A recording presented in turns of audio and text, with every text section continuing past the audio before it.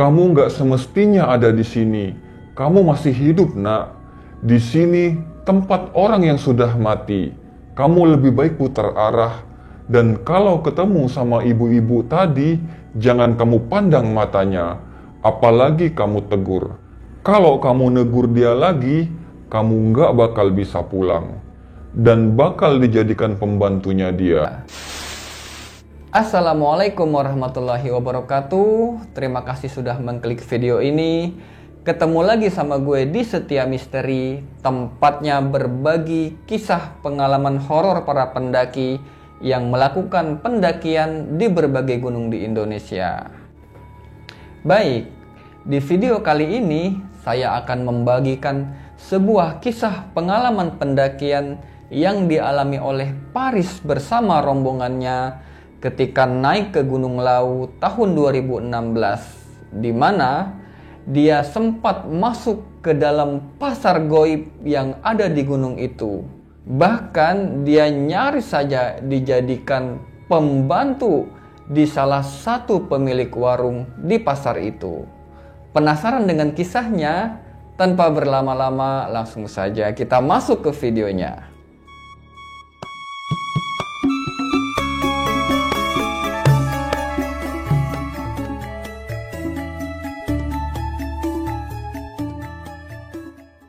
Kejadian ini bermula ketika Faris hendak mengisi libur kuliahnya dengan naik ke gunung.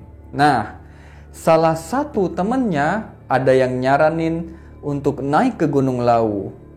Karena menurut mereka, Gunung Lawu termasuk salah satu gunung purba yang ada di Indonesia.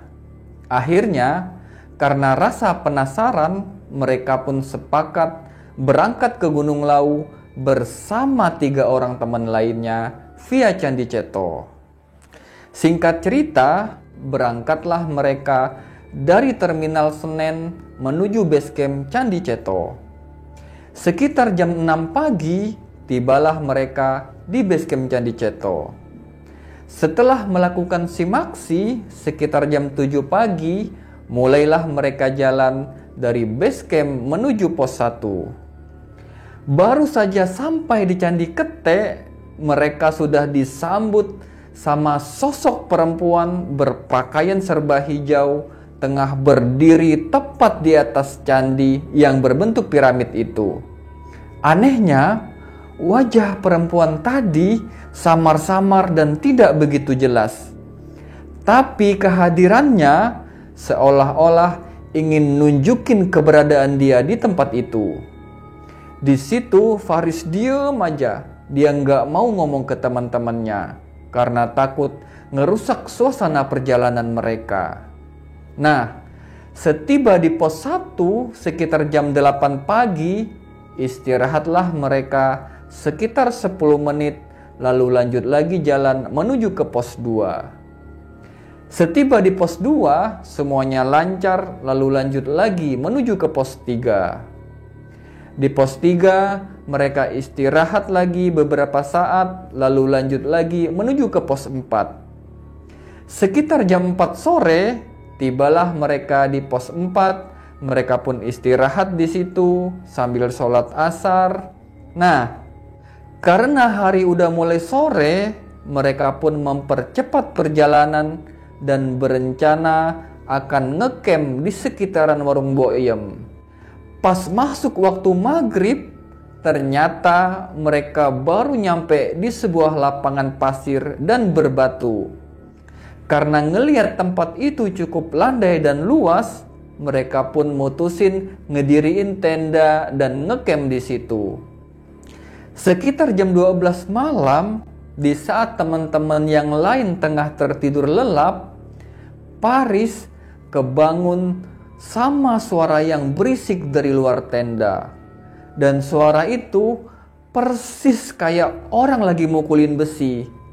Teng, teng, dung, teng, teng, dung. Karena penasaran, keluarlah Paris. Tiba-tiba suasana yang tadinya malam berubah jadi siang dan rame banget.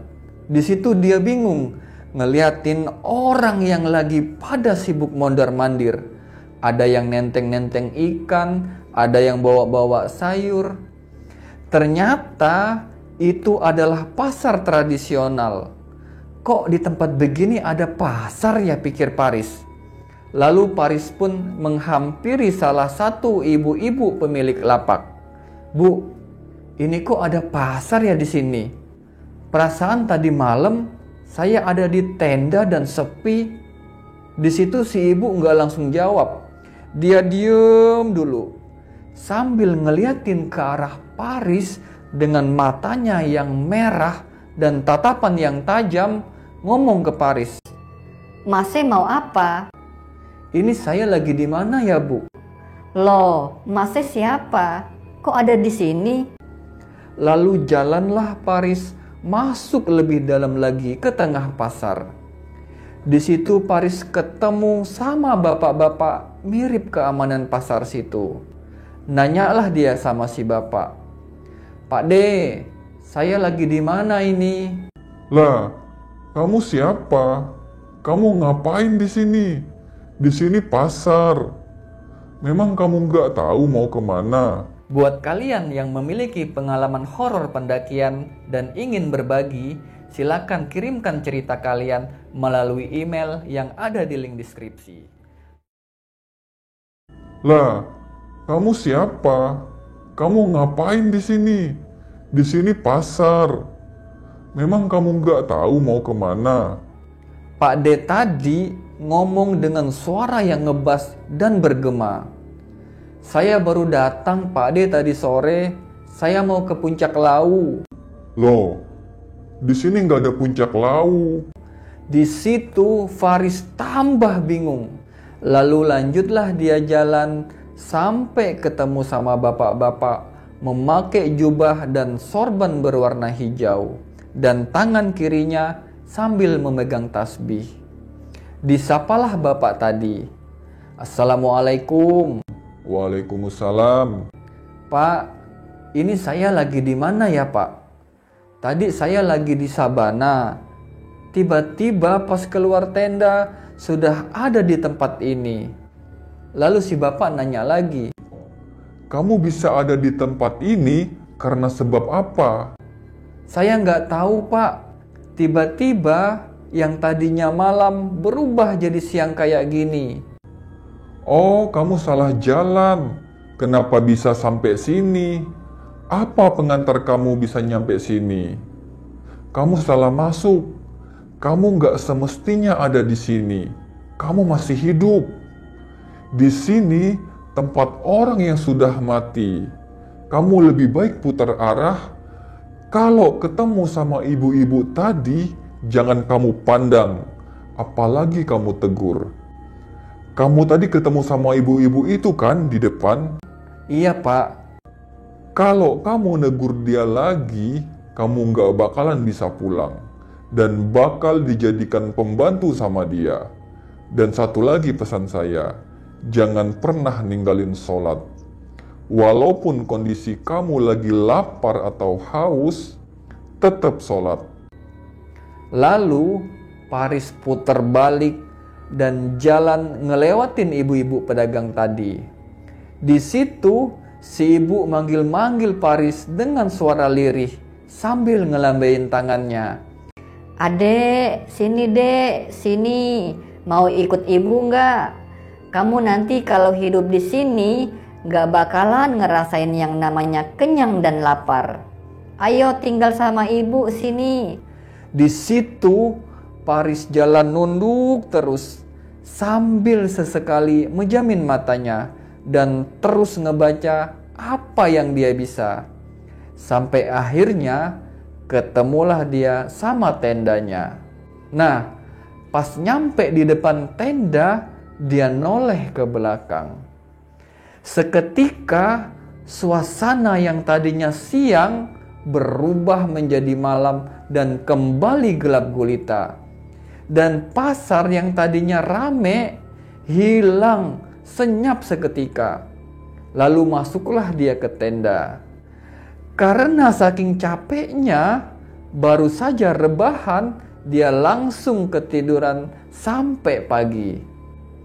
Pas keesokan paginya, dibanguninlah dia sama teman-temannya untuk sholat subuh. Setelah masak, sarapan, dan beres-beres tenda, mereka pun mulai persiapan untuk menuju ke puncak. Nah, pas lagi ngebongkar tenda, mereka kaget. Tepat di belakang tenda mereka ada sebuah plang yang menempel di sebatang pohon bertuliskan Pasar Dieng. Di situ Paris kaget. Pantesan semalam rame banget di tempat ini. Tapi Paris masih diem aja. Dia nggak mau cerita sama teman-temannya apa yang ia alamin semalam. Sekitar jam 9 pagi, mulailah mereka jalan menuju ke warung Boyem. Nah, di sini ketika mereka mau meninggalkan Pasar Dieng itu, entah gimana, setiap kali mereka jalan, mereka balik lagi ke tempat itu, ke tempat yang bertuliskan Pasar Dieng. Sampai 5 kali bolak-balik berputar, balik ke situ lagi. Akhirnya, karena saking capeknya, mereka pun mutusin istirahat di tempat itu. Dan diem dulu, sambil mikir ada salah apa bisa sampai tertahan di tempat itu. Lalu mereka pun mutusin untuk berdoa di tempat itu. Sebelum mulai melangkah, serentak mereka menghentakkan kaki kanan ke tanah sambil mengucapkan Bismillahirrahmanirrahim.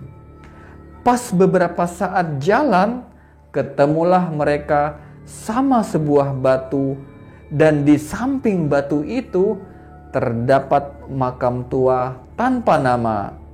Di situ mereka sempatin ngirimin Al-Fatihah. Selesai berdoa, tiba-tiba ada pendaki yang neriakin mereka, "Mas, ngapain di situ?" Pas mereka noleh, ternyata mereka udah jauh dari jalur pendakian dan nyaris ngedekatin jurang. Akhirnya mereka pun nyamperin pendaki tadi dan tiba di warung Boyem sekitar jam 2 siang.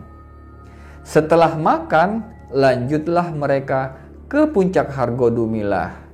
Nggak lama mereka di puncak, selesai foto-foto lalu turun lagi ke warung Boyem dan siap-siap untuk pulang melalui jalur Cemoro Sewu.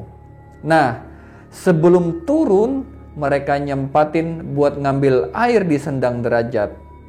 Di situ lagi-lagi Faris ditampakin sosok perempuan berbaju hijau yang kemarin ada di Candi Kete. Di situ perempuan tadi ngeliatin ke Faris sambil ngucapin permisi numpang ngambil air.